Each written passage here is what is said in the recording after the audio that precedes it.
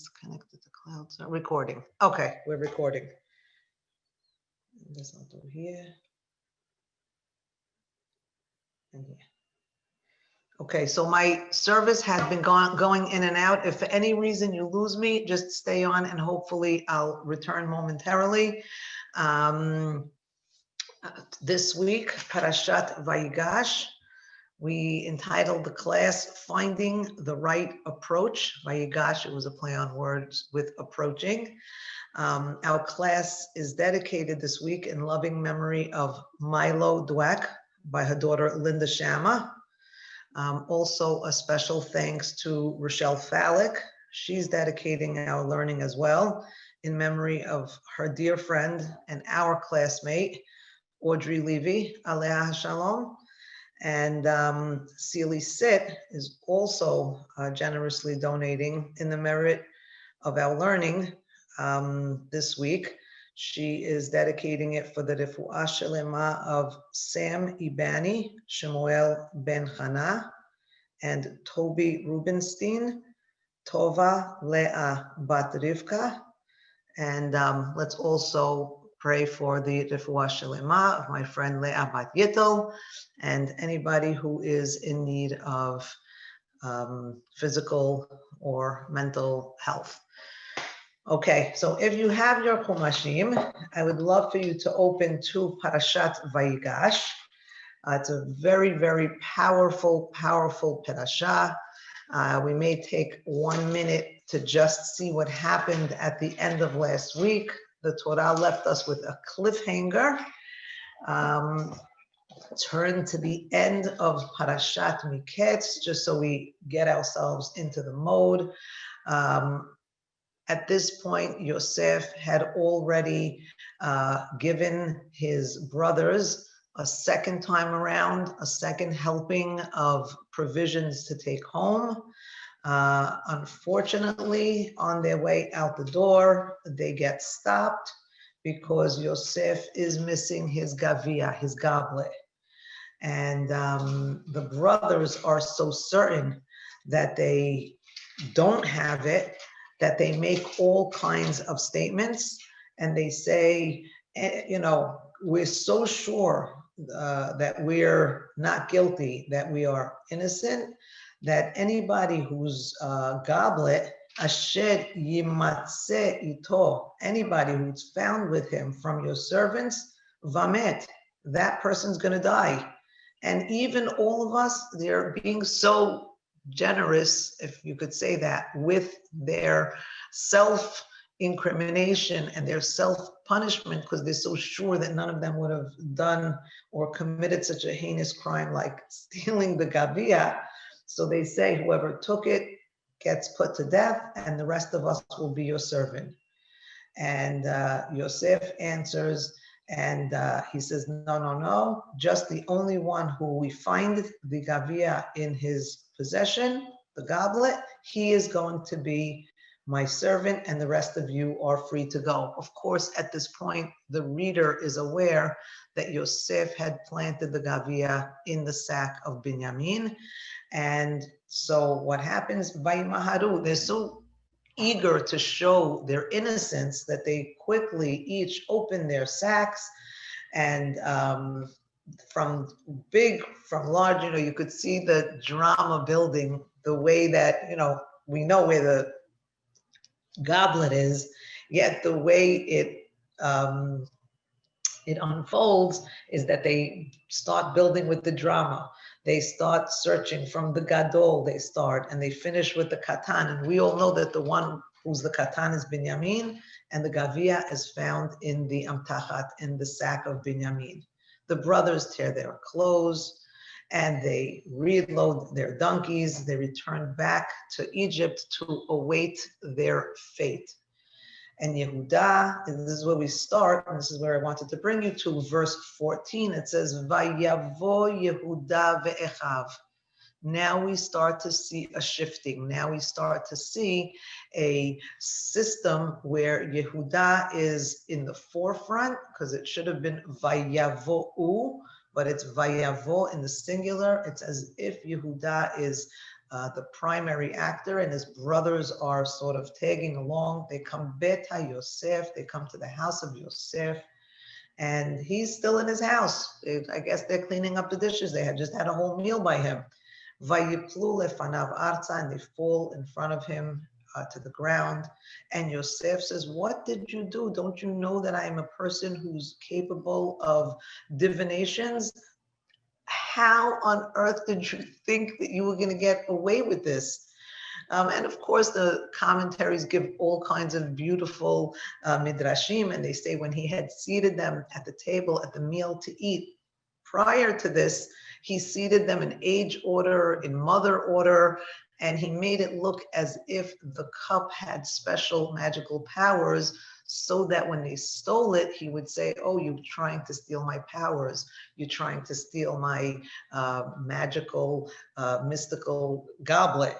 Anyway, they, Vayomed Yehuda, verse 16, Yehuda is the one who responds. And he says, Ma nomar la Adoni.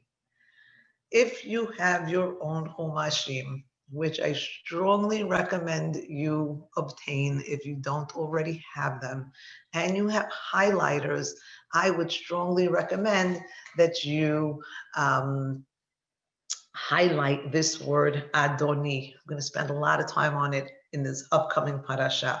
But Yehuda is addressing Yosef as the Adon, and he says, Ma nedaber u'ma nitztadak.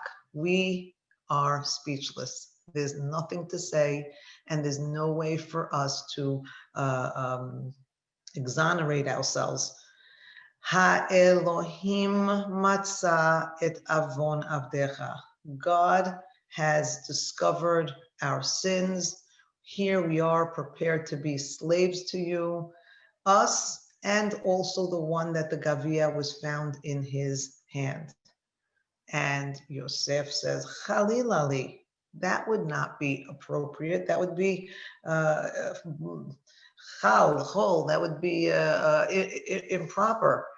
Ma'asot davar hazot. I can't do such a thing. Only the person that the Gavia was found in his hand, hu yihiyeh li eved. He will be my servant, and you will all go up in peace to your father. And we can talk about how the conditions of the punishment changed over the course of a couple of verses. First, they had said the person who has the Gavia is going to die, and everybody else is going to be a servant. Then Yosef changes it and says, no, only the person who it's found with is going to be my servant. Now it's actually found, and they say, we're all going to be your servant. And what happens is Yosef says, no, thank you. I don't need all of you to be my servants, just the guilty person. And there's something very interesting that's going on here, because before we turn to Parashat Vayigash, they already have a very generous offer on the table from the viceroy. And the offer on the table is, I'm only going to incriminate the person who's guilty, and he's not going to die. He's just going to be my slave. I would say that is practically a slap on the wrist compared to what they themselves had recommended and compared to what maybe he would have deserved for his crime. Now we can go into Parashat Vayigash. And so it starts in verse 18, chapter 44. If you're in the Blue Chumashim, it's page 250.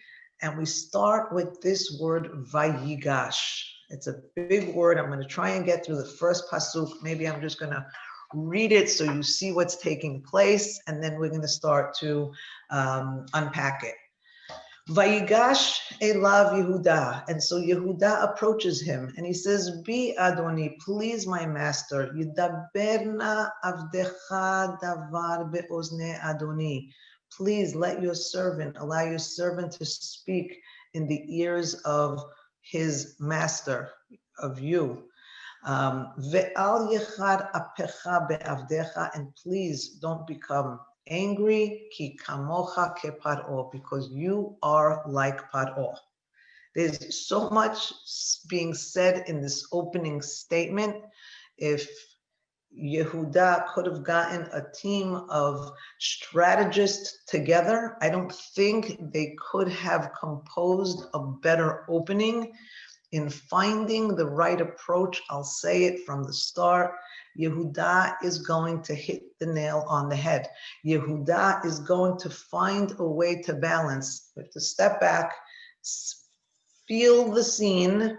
Here they are, brothers who are coming to the viceroy, begging for his kindness, for provisions, and instead of saying thank you and leaving, they end up stealing something. That's pretty bad. And the worst part of the whole thing is we know from last week that Binyamin is here on a temporary visa. Yehuda put his life on the line literally for Binyamin. So we're going to have to talk about that as well. So these are the things and the thoughts that are going on in Yehuda's mind. Now we also have to really plant ourselves, import ourselves into the Mesopotamian region, the Egypt of its time, the superpower of the world. And we have to say, I'm going to use a word, chutzpah. A lot of my ladies know what that means. It's a little bit of a nerve. We know from Megillat Esther, you can't just approach a monarch and just decide that you're going to have a whole conversation with them. There is a certain protocol that has to take place, and Yehuda knows that he's breaching that protocol. He says, Al Yechad Apecha, please don't be upset. Don't take my approach to you. Don't take my presenting myself to you in a negative way. I recognize, Yosef, that in speaking to you, it's like I'm speaking to Paro. They say flattery will get you everywhere. And yes, Yehuda's approach is to first recognize he's not being chummy. I mean, it's something in our day and age that we could really learn from, even the way we relate to our own parents, the way we relate to our teachers, the way we relate to people in respected roles. There has to be a certain modicum, a certain decorum of how we address these people. And we have to recognize that standing in their presence is a privilege. And even just speaking without first being summoned or without first being spoken to, that's something that should not be taken lightly. And so Yehuda's approach at first is asking himself, whom in, Dalifnei mi ata omed, even when we pray, we have to recognize and realize, who is it that I'm standing in front of? And it happens to be very beautiful. I don't even know where to start. There's so many things here that I want to bring out, but I'm going to try and do them methodically. I'll start with the second word and then go back to the first, because we're already on that theme. Vayigash elav Yehuda. All of a sudden, I want you to notice this subtle change in the winds. All of a sudden, when Yehuda is speaking to Yosef, Yosef becomes an elav. He approaches him. Yosef's name is not mentioned, but Yehuda's name is. And we start to get this sense, we start to get this feeling that the spotlight that has been on Yosef for all of these chapters and for all of this drama, excuse me.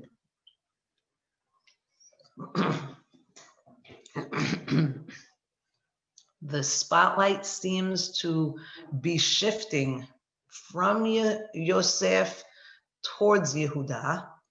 The word elav to him, I'd like to suggest also can connote that Yehuda Vayigash elav, he's sort of reapproaching himself.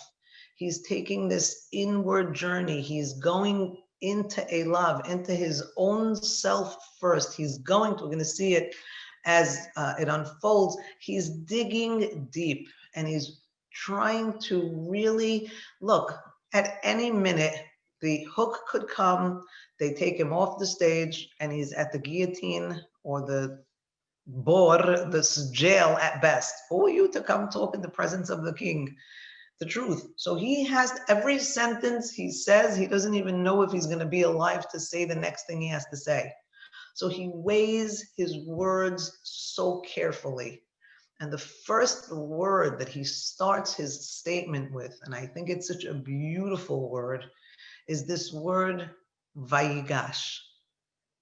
And so I'd like to ask, where do we see this word Vayigash first appearing? I see somebody wrote, it reminds them of Yaakov with Rachel and the Teraphim, because the Teraphim were stolen and Yaakov didn't even know that they were there. I'm glad you're taking us to Yaakov, because I'm going to take you there as well. But I'd like to go together first to our first Vayigash, because I think the Torah is telling us you cannot have this Vayigash, or the whole reason we have this Vayigash is hinged on a prior Vayigash. And I'd like you, if you have the Blue Chumashim, to turn to page 82. I'd like you to go, please, to chapter 18 in Bereshit. And we'll start in verse 21. I'm going back just 2 verses because I want you to get a sense of what's taking place. For those of you who are just listening, I'll fill you in now.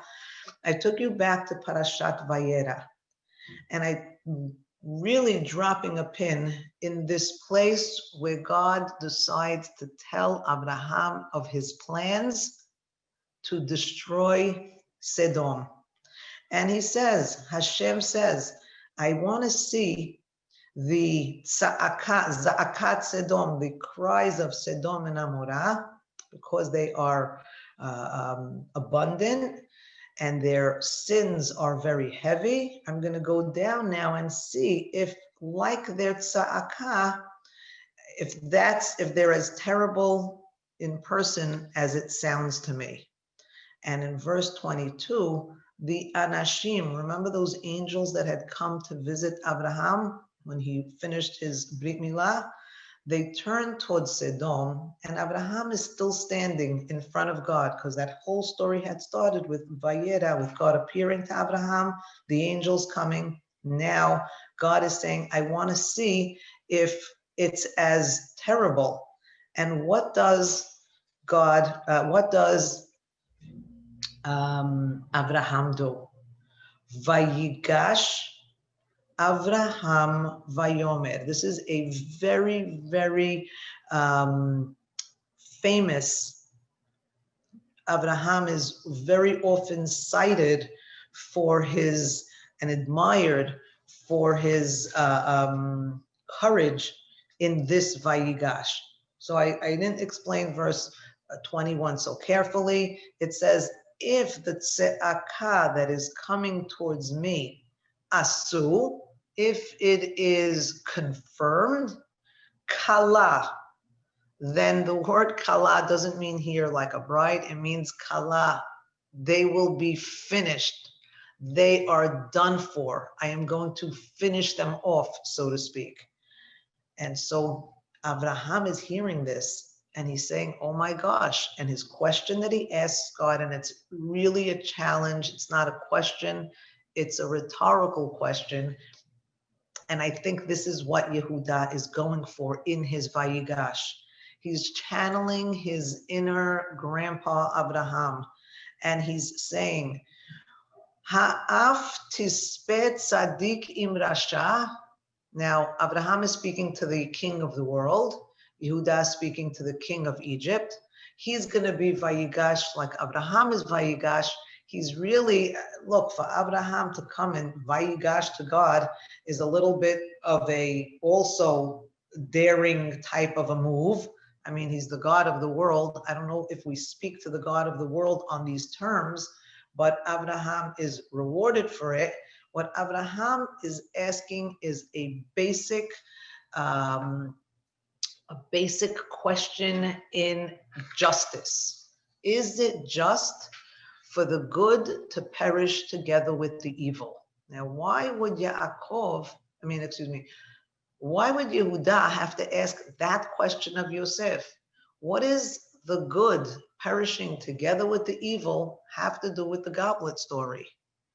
Yehuda finds a platform. He realizes that he's going to use this exact language because what he's going to be telling Yosef is, one thing is to imprison Binyamin, but are you aware that in imprisoning Binyamin, that you are punishing the tzaddik together with the rasha? This story is not only a story about Binyamin. Binyamin is attached to circumstances. And if you're going to imprison him, then there are a lot of tzaddikim that are going to be hurt by your actions. And what Yehuda starts to do, okay, so he's pulling in Abraham, and then he's going to pull in the next few verses his father. And he's saying, you know what you're doing, Yosef? You may be imprisoning this Binyamin, but you're committing murder to my father, who's going to die if he hears that Binyamin has been taken captive. And all of a sudden, he starts to change the perspective of it. And he's saying, it may not be a direct murder, but let me tell you, let me paint a picture for you of what's going to happen indirectly if you do this. Now, this is where it gets fantastic. All this is just in the first verse. We're starting to see that Yehuda, and by the way, what is Yehuda doing for us? What is the Torah doing for us? This is Yehuda speaking to Yosef at a certain time in history, but really what Yehuda is doing is he's modeling for us that when we come to stand before the judge, when we stand in justice, we don't stand alone. We don't come alone. He's bringing Abraham. He's bringing Yaakov. He's bringing his heritage. We do it when we pray in Shul on Yom Kippur. We say over and over, Elohei Abraham, Elohei Yitzchak, Elohei Yaakov. What are we telling God? We don't stand here alone. We never stand alone. Not Yehuda, not us in prayer to God. We're telling God. Why are we telling God that he's the God of Abraham, Isaac, and Jacob? I think he knows that already. But what we're really doing is we're reminding him, or we're suggesting that if he denies us, or we're asking on the merits of, in other words, it's not just me standing in front of you. If you don't deliver for us, for our people, for our generation, you're going to have to answer to the promises that you made to Abraham, Yitzchak, and Yaakov.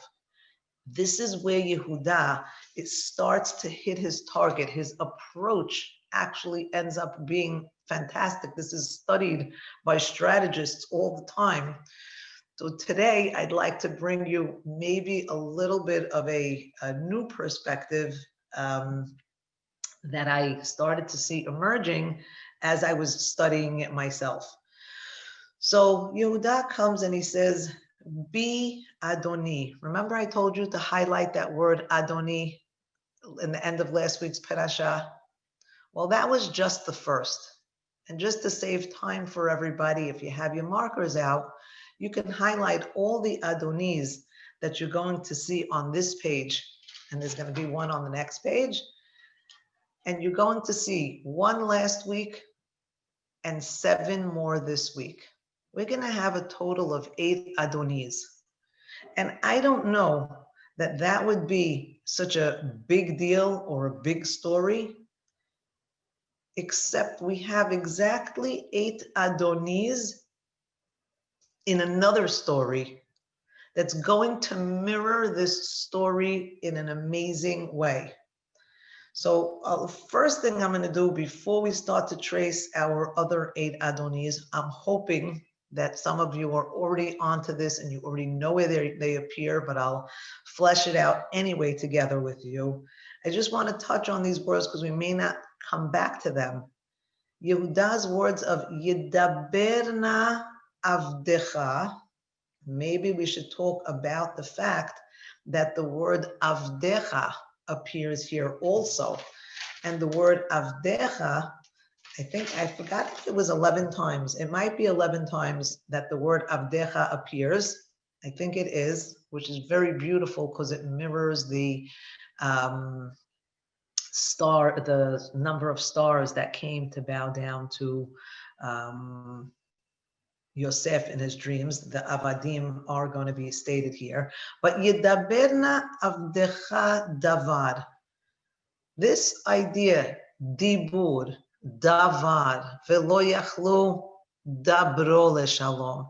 This idea of Dibru and Davar is now going to come full circle. Look, we're coming to the end of the Torah. I should tell you, we have this week Vayigash, next week Vayechi, and then that's it. Whatever it is we needed to have completed in the Sefer, what we needed to complete, let's just say what our Sefer started with. We started with a very strong theme of brotherhood, whether it was Cain and Hevel and all the brothers in between. We need to get this right, because before we could go to Sefer Shemot, where we become a nation, we first have to be a family. We first have to be a strong, tight unit. And in order to be a strong family, we also have to have this sense of brotherhood. And so if we're going to start to close a circle, we start to see a reversal of brothers that couldn't, dabro l'shalom, that couldn't speak to their brother. All of a sudden, yedaberna avdecha. Please, of course, Yehuda doesn't know it's Yosef, but still we start to see these reversals taking place. And he even uses the word be'ozne adoni. The word oznayim is like moznayim, balance. You know, there's balance. It comes from the inner ear. That's the place of balance. So if you hear me, then maybe I can balance this situation. And maybe we can balance the scales of justice, so to speak.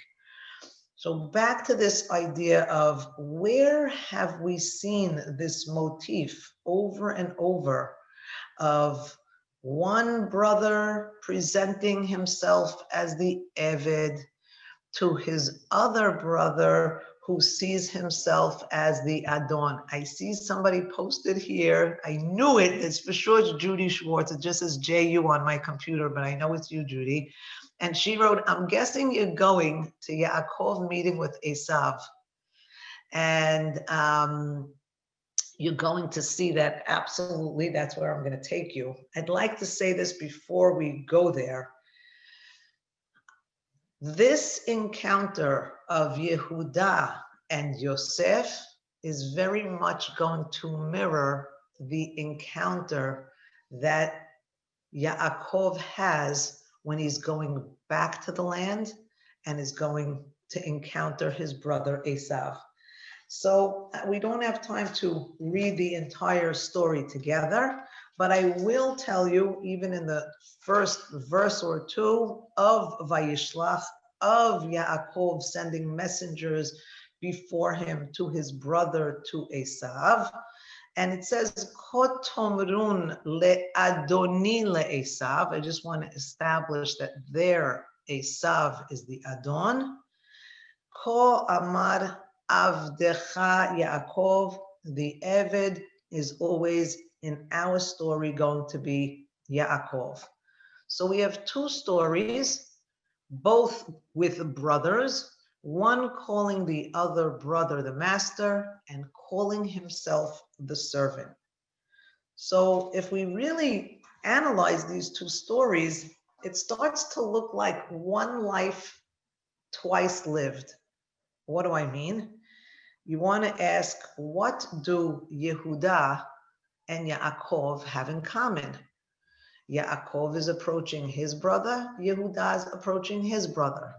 I'll just say it from now and kill my own punchline, but of course, in our story of Vayishlach with Yaakov and Esav, the word Adoni is also going to appear exactly 8 times. So now I have Adoni appearing 8 times in both stories. In the first story, Yaakov thinks that Esav is going to harm him, as Yehuda thinks that Yosef is going to harm him. So in both stories, both brothers are not, the ones that call themselves the Eved are not sure how their brother, the Adon, is going to react. And in both stories, ultimately, this fear that they have, this concern that they have, that they are doomed, that their brother is going to want to kill them, in both cases, they're spared. Yaakov is spared, and now in our story, Yehuda is going to be spared. Now it gets a little interesting if we really start to think about it. You know, in the story of Yehuda, our story today, he had taken his brother's cloak. Remember that kutonet pasim? He had taken his brother's cloak and he used it to mislead his father. His father thought that Yosef was taraf, was torn to shreds because of that coat, because of the misleading message that the coat had sent. And actually, if we think back to Yaakov, we realize, holy, also, Yaakov used his brother's coat to mislead his father. Yaakov had taken Bigdei Esav hachamudot, Esav's clothing, and had used them to pass himself off as Esav, saying, Anochi Esav bechorecha. So all of a sudden we start to see that Yehuda and Yaakov have more in common than we may have thought. You know, they both lost two sons. Yehuda loses his two sons, Er and Onan. And for all intents and purposes, Yaakov thinks that he lost two sons, Yosef and Shimon, who had never come back from Egypt. Now, with both of the losses of the two sons, Yehuda has a chance to redeem his two sons, but he is very, very hesitant. He loses Ed and Onan, his two sons, and he has an opportunity to redeem them with Shelah, with the third son. But of course, he doesn't want to give his third son because he thinks Tamar is a black widow and he doesn't want to endanger his third child. So he's trying to protect the child, even if it's at the expense of the other two children. Now, how would Shelah be redeeming Ed and Onan? It's through Yibum. It's through bringing back the name of the deceased. We had learned about it more in detail with Ruth and Boaz and bringing back the names. Well, guess what? Yaakov has an opportunity to also redeem his sons. He needs to use Binyamin, but he's very hesitant to take Binyamin and use him as a redeemer because Pen Yikra'enu Ason, he's afraid that something terrible might happen to him as well. And now we can come back full circle and say both of these brothers are Vayigash. Both of them approach their brother in a Vayigash way. Yehuda is now approaching Yosef with a Vayigash. And in the story, as I think Judy had mentioned in this chat room, in the story of Yaakov and Esav, Yaakov also is Vayigash. He also approaches, remember when he puts his children and Leah's children, and then he puts Yosef and Rachel at the end, and then he comes and he approaches, he approaches Esav as well. So both of them have this commonality. Excuse me 1 second. Both of them have this commonality where the text seems to be taking Yehuda and Yaakov and comparing them in a very strong way. They have all of these items in common. So somebody is asking, Esther, in which parasha? I was talking about Queen Esther. Oh, Vayigash. Okay. Maybe I'm answering the wrong question. Now, this is where it gets, to me, very exciting. Maybe exciting and maybe uncomfortable. And when I say uncomfortable, if we're going to take the meeting of Yaakov and Esav and compare it with the meeting of Yehuda and Yosef, and we're going to take Yehuda and parallel him to Yaakov, as we just did, who's left? Who are the last? It's 3 o'clock at the bar. Who's left? Who do we have to pair together now? And that's the scary part of doing comparisons. So I was up to the challenge. I said, let's see what happens. Sometimes you have to have courage to take two people who you don't want to put even in the same sentence, like Yosef and Esav, because those are the two left. If I put Yehuda together with Yaakov and I say, oh, those two have a ton in common. Those two both had sons. They both had cloaks. They both thought their brother was going to kill them. Their brother ended up not killing them. We made a nice little match of Yehuda and Yaakov. But that leaves us stuck with Yosef and Esav. Please don't leave yet. Let me just tell you, I want to do a comparison of Yosef and Esav, which may seem uncomfortable, but I think that in comparing them, we're going to learn much more. So bear with me. The first thing I noticed about both of them is that they have their physical descriptions in Torah. Not everybody who's born, do I know the color of their eyes or their hair or their physical appearance. But it happens to be that for Yosef, he's described as Yefeh To'ad v'Yefeh Mar'eh. And when it comes to Esav, we also have a physical description of him. He is an Admoni Kulo Ke'aderet Se'ar. So that's nice that they both have physical descriptions ascribed to them. But as we go a little deeper, we start to see, you know something? Yosef, v'Yisrael ahavet Yosef mikol banav. Yosef was his dad's favorite. And guess what? Esav, vayehav Yitzchak et Esav, ki tzayid bepiv. If we'll remember, both of them were the favorites of their fathers. And you know what else? When it comes to Yosef, Yosef was the mashpir. He was the one who was the feeder, who was the sustainer, who was the provider of food, as was Esav. He was the hunter. He was the one that always brought food. And then when I was thinking about their relationship with their fathers, I think I remember Yosef's father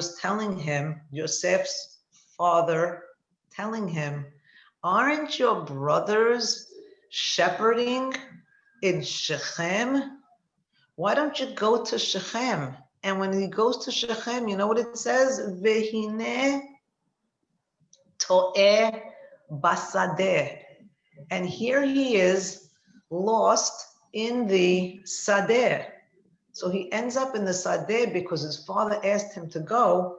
And Esav is also told by his father, Vetseh sadeh vesuda lisayid. Remember when he was supposed to get a blessing? And his father said, bring me food so that I could bless you before I die. So both of these, Yosef and Esav, follow their father's instructions. They go to the Sadeh. They also happen to both marry foreign women. Yosef marries, we're not sure who she is, but he marries Osnat Bat Potifera. I'm aware that there are midrashim that say that she's the daughter of Dinah, and there are all kinds of other ways that we kosher her, but for the plain text, she's the daughter of Kohen On. She's not, doesn't seem to be from the fold, so to speak. And Esav also, he marries the two Chiti women, Yehudit bat Be'eri and Basmat bat Elon. So they have that in common. And as we think about Yosef and Esav, as uncomfortable as it may be, to even put them together in the same arena, what happens is we even see that the blessings that they receive from their father actually mirror each other in an uncanny way. Yosef is going to ultimately get a blessing from his father. I'll actually read it to you because it comes in next week's parasha, in Parashat Vayigash. It's in chapter 49, verse 25. This gets to me very, very interesting. First, he says, Ben Porat Yosef, Ben Porat Ale Ayin, Banot Sa'ada Ale Shur. And then he says, this is a blessing, Vayimareruhu, they tried to embitter him. Varobu, and they were antagonistic towards him. Vayistemehu, and they Vayistom, they tortured him maybe with Ba'aleh Chitzim. These words, again, this is all part of a poetic blessing that Yaakov is giving his son, so it's not going to be, the words are not going to be so straightforward, but the people who have arrows or arrows in their tongues, it'll say in the English. Vateshev be'etan kashto. But what did he do? Vateshev etan means strong, but he stayed strong with his bow. It was firmly placed in his hands because they were guided by Yaakov, and he has become, as a result, the shepherd of the rock, or the power of Yisrael. These are all very flowery words. The words I want to bring you to are in verse 25 when he says, Vayivarechecha, here's the beracha. I want your beracha to be birkat shamayim me'al ubirkat tehom rovetzet tachat birchot shadayim varacham. He's giving Yosef the beracha of the heavens and the earth. Do we remember when Esav came in miserable, that he had not gotten a beracha because his brother had fooled Yaakov and taken the beracha? Do we remember what Yitzchak tells Esav? He tells him, Mishmane ha'areti ye moshavecha. Your dwellings is going to be from the shemen, from the fat of the land, umital hashamayim mi'al. Both of these, Yosef and Esav, are going to be blessed with being able to maintain some type of dominion and some type of profit from the heavens and from the earth. I'd like to suggest that they are both endowed with the ability to marry the heavens and the earth, to at the same time be able to access what the heavens has to offer and what the earth has to offer. I mean, it was very clear with Yosef in his dreams that he was accessing the wheat in one dream on the earth and the celestial stars, moon, sun in his other dream. He was going to be able to not just find the balance, but literally combine and connect, bring the heavens down to the earth and bring the earth up to the heavens. Well, Esav is being given this ability also from the shemen of the aretz. You're going to be able to take the fat of the land and you're going to be able to connect it with the Tal Hashamayim. There is this dual connection that both of them have. And then really, if you want to be honest, these are hard things to do after a lifetime of being taught Torah with a certain hashkafa or a certain, I say this in a lot of my classes, so I guess I'm saying it again today. I'm on this mission to say that, something at this point, it's hard to incriminate Esav. I know it makes some people uncomfortable because we know that Esav becomes the Roman Empire, and most of the commentaries of that day will paint Esav in a very bad light, as well they should, because they had endured so much torture and so much suffering. And so I'd like to just look at it for a minute in a healthy, building type of a way. I'd like to see if Esav offered us something that we missed. And I don't want to say that it's a lost cause. I want to say that Yosef is going to come and have an opportunity to redeem Esav. What Yehuda is giving Yosef in this week's parasha, by calling him Adoni 8 times, the way Yaakov had called Esav 8 times, is he's making a statement, and he's saying, maybe our father's muffed it. Maybe daddy had a chance to connect with Esav and didn't. And I say this because much as it pains me to interpret the text based on its peshat, it's Esav that was seeking a reunification of the brothers. It's Esav that was saying, please travel with me, my brother. I'll help you. I'll carry the small children. I'll designate my servants to come and help you and carry you. And it's Yaakov that was distancing himself. And he says, no, you go ahead and I'll catch up after you. Of course, he had no intention of catching up after him.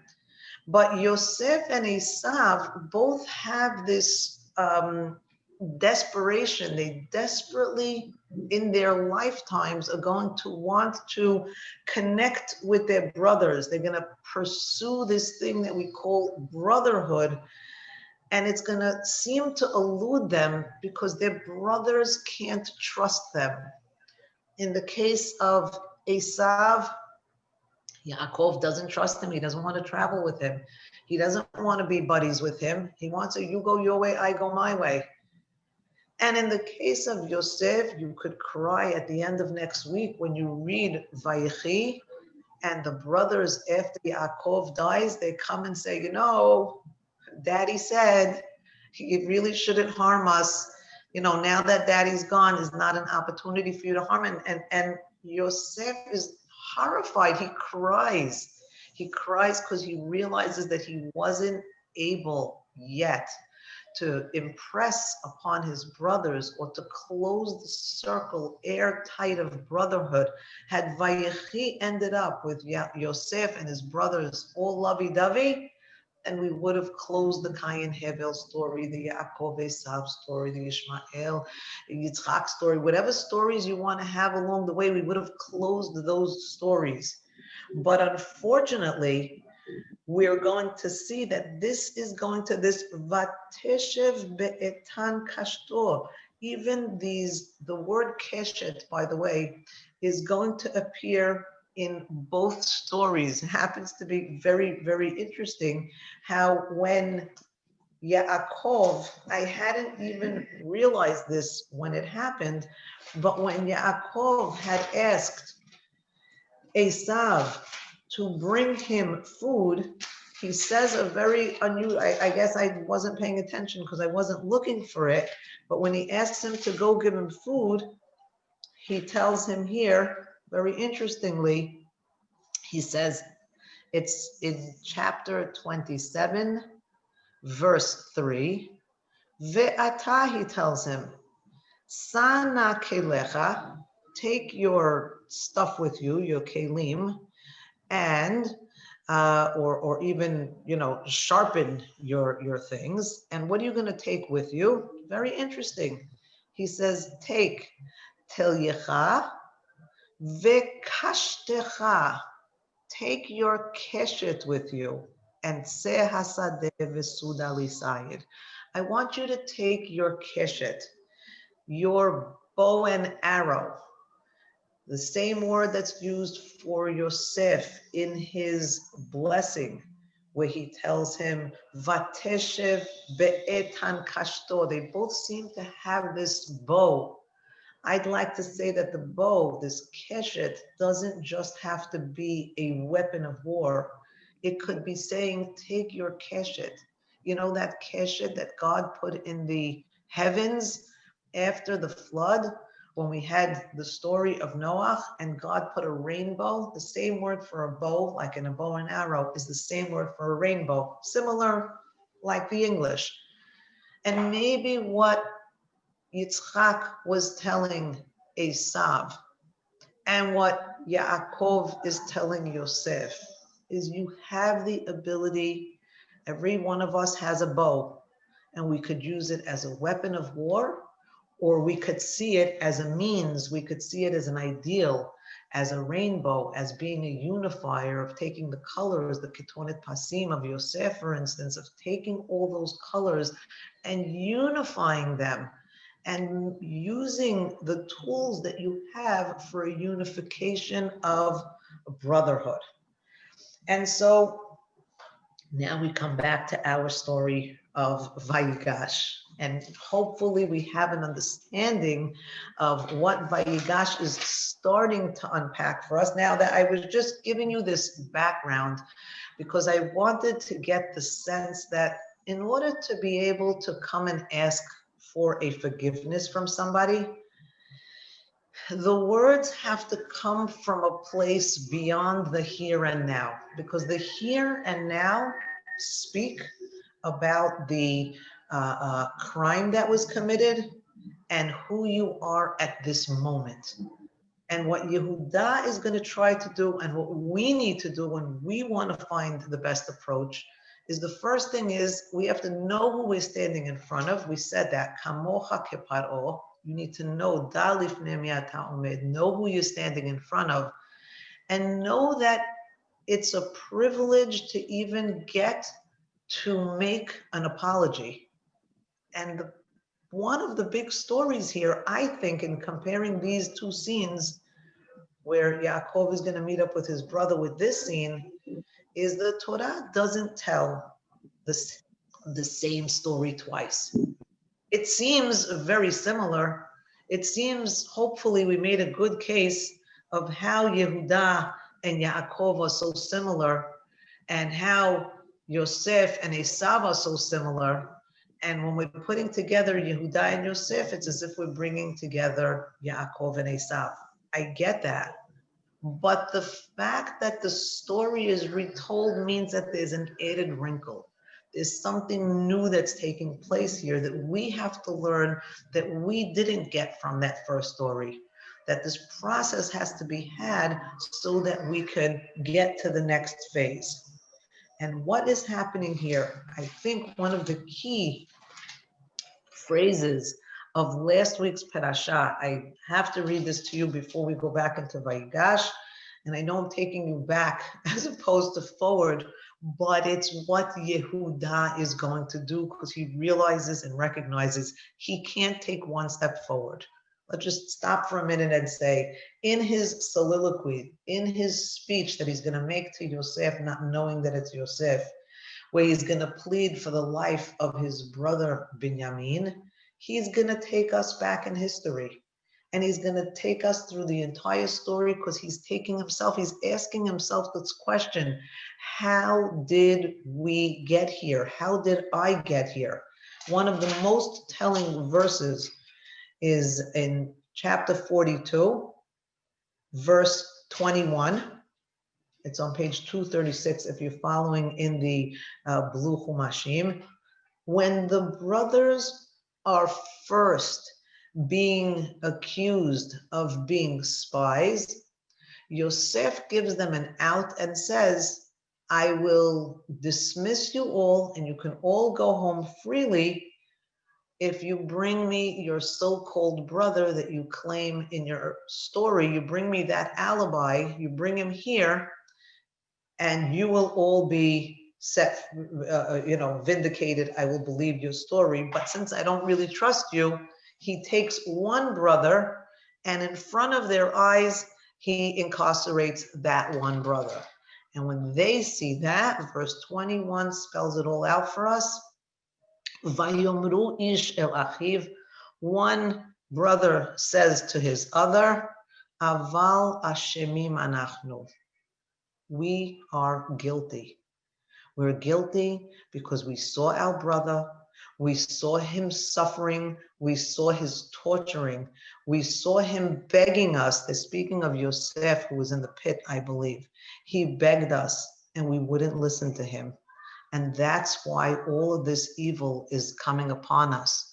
We didn't stop one brother, we didn't save one brother from going into the pit, and now it's costing us another brother going into the pit. And so what's our Vayigash story here today to tell us? What's the purpose of our story? Why tell me the story again? Because with Yaakov and Esav, we were missing an ingredient.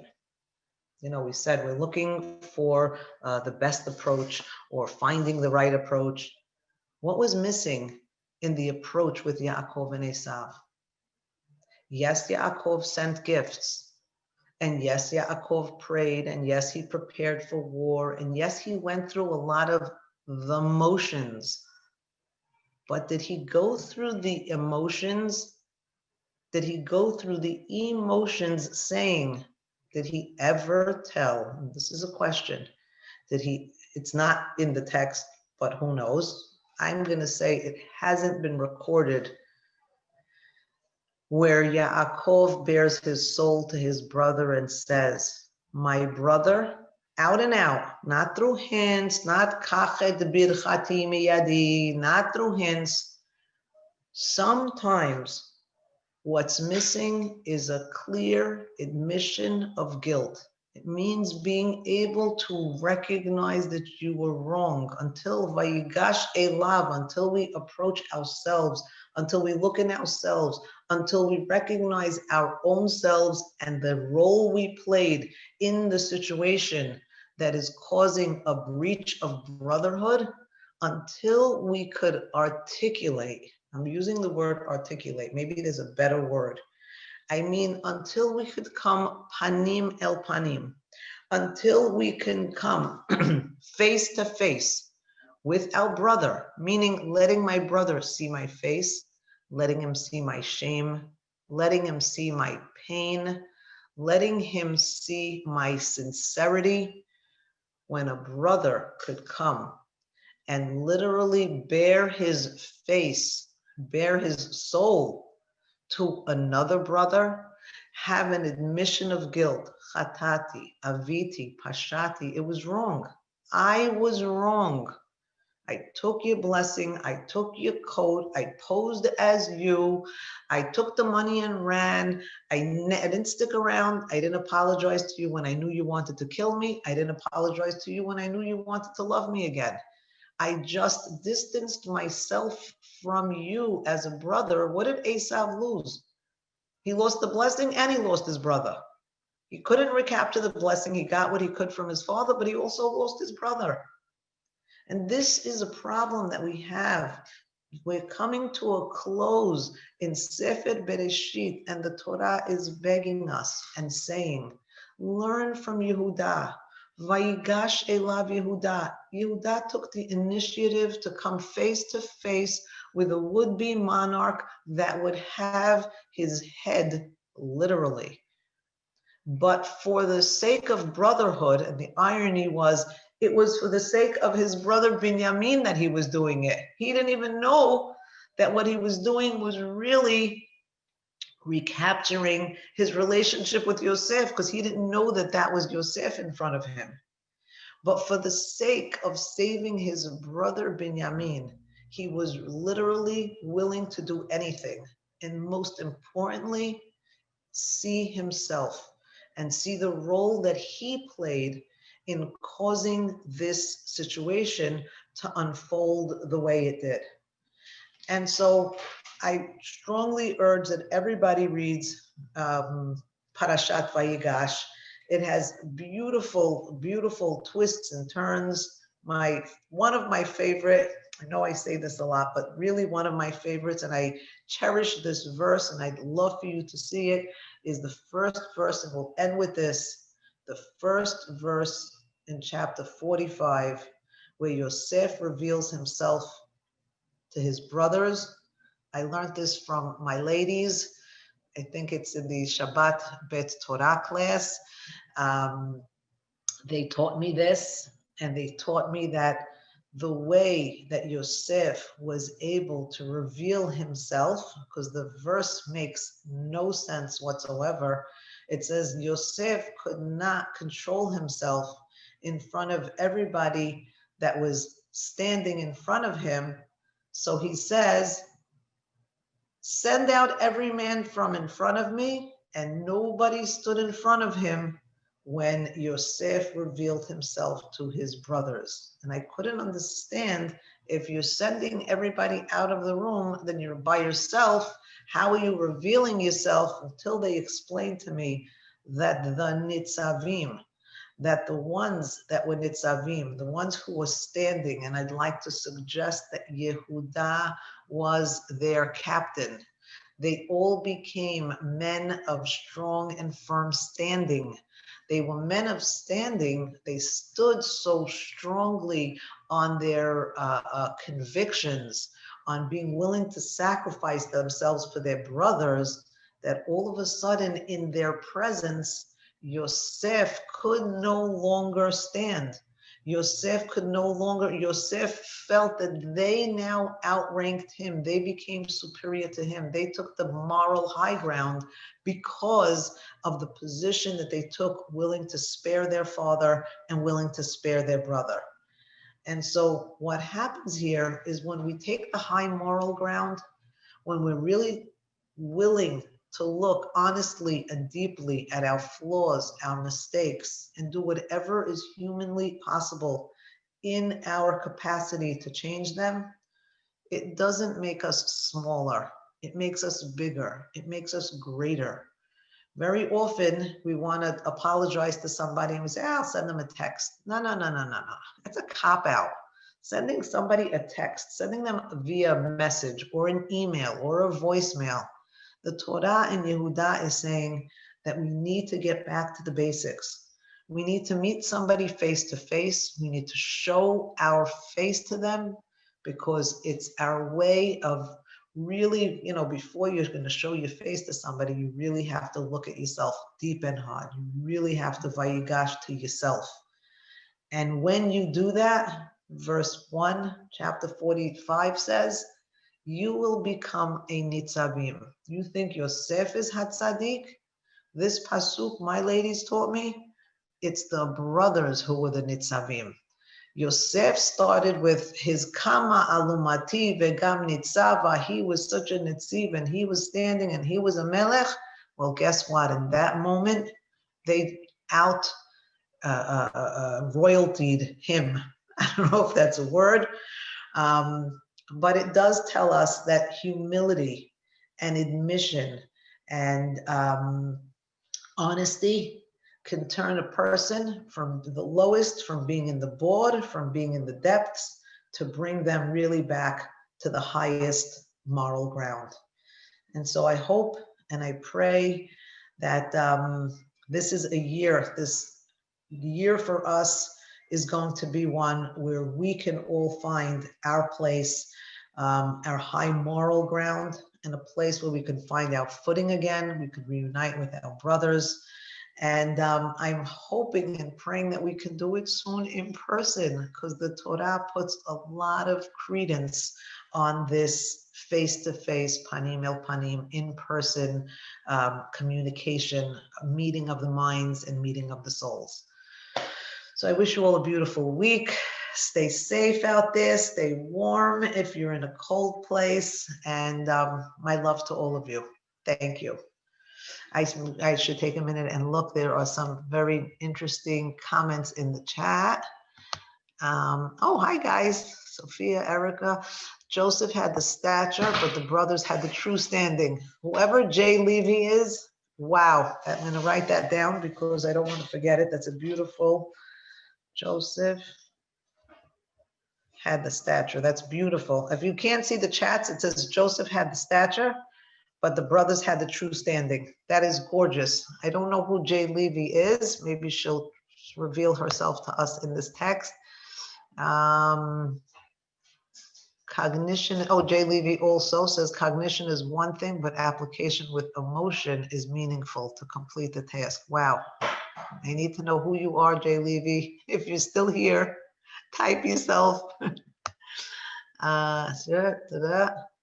Is there not room for recognizing the danger and staying close to someone that might not be a good influence? Abraham also separated from Lot. Yes. There is something very, very strongly that says that you cannot put yourself in a position where you will be harmed. At that point, again, we're going with the crayons that they gave us in kindergarten and first grade, where they painted Esav red and black. And so we thought that staying close to Esav might harm us, when really maybe Esav could have influenced us in a positive way, or every commentary will say that we could have influenced Esav in a person in a positive way. The commentaries go so far as to say that they should have given Dinah to Esav, and she would have turned him around. I mean, this is coming from certain traditions, but I still have a hard time incriminating Esav when he has yet to do anything.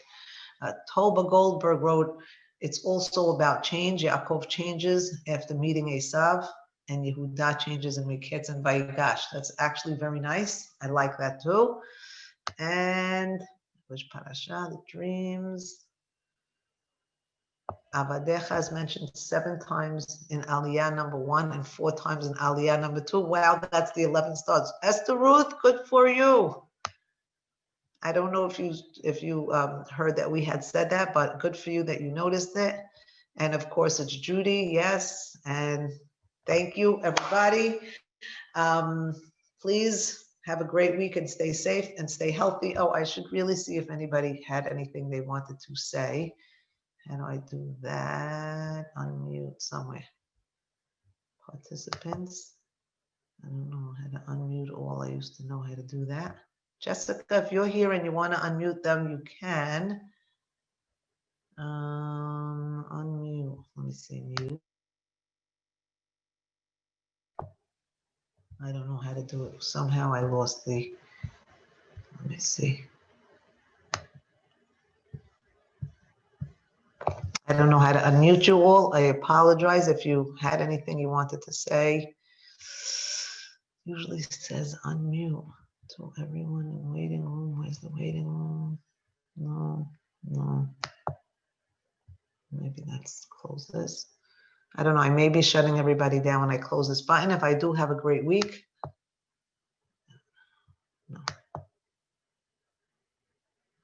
All right. I don't know where the unmute button is. View.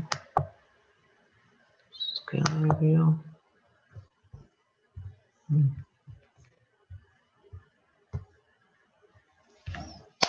I can't unmute you guys. I don't know how. I used to know how. Let me see. Participant can chat with everyone publicly. No. If you need to leave, you can. I just wanted to learn how to do this for next time. But Jessica, if you're here and you know how to unmute everybody, participants. Oh, mute all. No. Unmute all. Yes. No, now I allowed you to unmute yourselves. And okay. You are, I found it. Allow participants to rename themselves. No. No, I don't know what she did here. Yeah, you did it, Vivien. You I did did it. it. Well, you did it. Now you're able to unmute yourself. Thank you, We're Vivien. here. Vivien, it's interesting that at the end of time, the descendants of Rachel are going to overtake the descendants of Esav. They can only be handed into the hands of the descendants of Rachel.